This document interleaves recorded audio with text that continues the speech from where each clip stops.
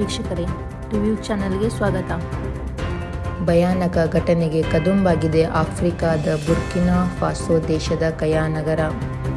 ಭಯೋತ್ಪಾದಕರ ಗುಂಪು ನಡೆಸಿದ ಭೀಕರ ದಾಳಿಯಲ್ಲಿ 300ಕ್ಕೂ ಹೆಚ್ಚು ಜನರು ಮೃತಪಟ್ಟಿದ್ದಾರೆ.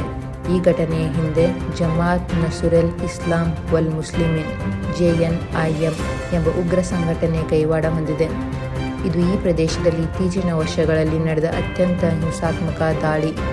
ಮುಂದೆ ಈ ದಾಳಿಯ ಹಿನ್ನೆಲೆ ಮತ್ತು ಅಪಾಯವನ್ನು ವಿವರಿಸುತ್ತೇವೆ ಬನ್ನಿ. ಬುರ್ಕಿನಾ ಫಾಸೋ ದೇಶದ ಉತ್ತರ ಭಾಗದಲ್ಲಿರುವ ಕಯಾ ಪಟ್ಟಣದಲ್ಲಿ ನಡೆದ ಈ ದಾಳಿ ದೇಶದ ಇತಿಹಾಸದಲ್ಲೇ ಕಂಡುಬಂದ ಅತ್ಯಂತ ದೊಡ್ಡ ಉಗ್ರ ದಾಳಿಯೊಂದಾಗಿದೆ. ಪ್ರಾಥಮಿಕ ವರದಿಗಳ ಪ್ರಕಾರ ಈ ದಾಳಿಯ ಹೊಣೆ JNIM ಗುಂಪು ಸೇರಿದೆ. JNIM ಸಂಘಟನೆ ಕಳೆದ ಕೆಲ ವರ್ಷಗಳಿಂದ ಪಶ್ಚಿಮ ಆಫ್ರಿಕಾ ಪ್ರದೇಶದಲ್ಲಿ ಉಗ್ರ ಚಟುವಟಿಕೆಗಳನ್ನು ತೀವ್ರಗೊಳಿಸುತ್ತಿದೆ. ಕಯಾ ಪಟ್ಟಣವು ಬುರ್ಕಿನಾ ಫಾಸೋ ದೇಶದ ಶಾಂತ ಪ್ರದೇಶಗಳಲ್ಲಿ ಒಂದಾಗಿತ್ತು. ಆದರೆ ಇತ್ತೀಚಿನ ವರ್ಷಗಳಲ್ಲಿ ಈ ಪ್ರದೇಶವು ಉಗ್ರ ಚಟುವಟಿಕೆಗಳಿಂದ ತೀವ್ರ ಹಿಂಸಾಚಾರಕ್ಕೆ ಗುರಿಯಾಗಿದೆ. JNIM ಇದು 2017ರಲ್ಲಿ ವಿವಿಧ ಉಗ್ರ ಸಂಘಟನೆಗಳ ಒಕ್ಕೂಟವಾಗಿ ನಿರ್ಮಿತವಾಗಿದ್ದು, ಆಗಿನಿಂದ ಈ ಪ್ರದೇಶದಲ್ಲಿ ಪ್ರಬಲವಾಗಿ ಕಾರ್ಯನಿರ್ವಹಿಸುತ್ತಿದೆ. ಈ ಸಂಘಟನೆಯು ಹಲವಾರು ದಾಳಿಗಳನ್ನು ಮಾಡಿದ್ದು, ಅದರಲ್ಲೂ ವಿಶೇಷವಾಗಿ ಬುರ್ಕಿನಾ ಫಾಸೋ, ಮಾಲಿ ಮತ್ತು ನೈಜರ್ ಪ್ರದೇಶಗಳಲ್ಲಿ ನಿರಂತರ ಹಿಂಸಾತ್ಮಕ ಕೃತ್ಯಗಳು ನಡೆದಿವೆ.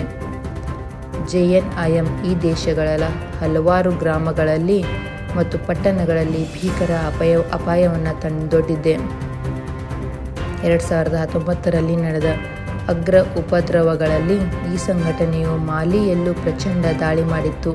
ಅಲ್ಲದೆ ಬುರ್ಕಿನಾ ಫಾಸೋದಲ್ಲಿ ಇತ್ತೀಚೆಗೆ ಜುಲೈ 2021ರಲ್ಲಿ 160 ಜನರನ್ನು ಬಲಿ ತೆಗೆದುಕೊಂಡು ದಾಳಿ ಬಹಳ ಚರ್ಚೆಗೆ ಕಾರಣವಾಗಿತ್ತು. JNIM ಸಂಘಟನೆಯ ಪ್ರಮುಖ ಗುರಿ ಪಶ್ಚಿಮ ಆಫ್ರಿಕಾದಲ್ಲಿ ಇಸ್ಲಾಮಿಕ್ ರಾಜ್ಯವನ್ನು ಸ್ಥಾಪಿಸುವುದು ಎಂದು ವಿಶ್ಲೇಷಕರು ಅಭಿಪ್ರಾಯಪಟ್ಟಿದ್ದಾರೆ. ನಾವು ಸ್ಥಳೀಯ ನಿವಾಸಿಗಳ ಪ್ರತಿಕ್ರಿಯೆಯನ್ನು ಕೇಳಿದ್ದೇವೆ ಮತ್ತು ಆತಂಕದ ವಾತಾವರಣವು ಹೆಚ್ಚು ಗಾಢವಾಗಿದೆ. ಇಲ್ಲಿನ ಸ್ಥಳೀಯರು ತಮ್ಮ ಭಯವನ್ನು ವ್ಯಕ್ತಪಡಿಸುತ್ತಿದ್ದಾರೆ. ಈ ಘಟನೆಯ ನಂತರ ಬುರ್ಕಿನಾ ಫಾಸೋ ಸರ್ಕಾರ ತುರ್ತು ಪರಿಸ್ಥಿತಿ ಘೋಷಣೆ ಮಾಡಿದೆ ಮತ್ತು ಉಗ್ರರ ವಿರುದ್ಧ ತೀವ್ರ ಕ್ರಮ ಕೈಗೊಳ್ಳಲು ಸೇನೆ ಮತ್ತು ಭದ್ರತಾ ಪಡೆಯನ್ನು ನಿಯೋಜಿಸಿದೆ. ಸರ್ಕಾರವು ಅಂತಾರಾಷ್ಟ್ರೀಯ ಸಮುದಾಯದಿಂದ ಸಹಾಯವನ್ನು ಕೇಳುತ್ತಿದೆ. ಬುರ್ಕಿನಾ ಫಾಸೋ ದೇಶವು ಇತ್ತೀಚಿನ ವರ್ಷಗಳಲ್ಲಿ ದಕ್ಷಿಣ ಪಶ್ಚಿಮ ಆಫ್ರಿಕಾದ ಭಯೋತ್ಪಾದನೆ ಕೇಂದ್ರವಾಗಿದ್ದು, ಪ್ರತಿ ವರ್ಷ ಜಿಹಾದಿ ಸಂಘಟನೆಯಿಂದ ಹಿಂಸಾತ್ಮಕ ದಾಳಿಗಳನ್ನು ಎದುರಿಸುತ್ತಿದೆ. ವಿಶ್ವದಾದ್ಯಂತ ದೇಶಗಳು ಈ ದಾಳಿಯನ್ನು ಖಂಡಿಸುತ್ತಿದ್ದು, ಹಿಂಸಾಚಾರವನ್ನು ತಡೆಯಲು ತಕ್ಷಣದ ಕ್ರಮಗಳನ್ನು ಕೈಗೊಳ್ಳುವಂತೆ ಒತ್ತಾಯಿಸುತ್ತಿವೆ.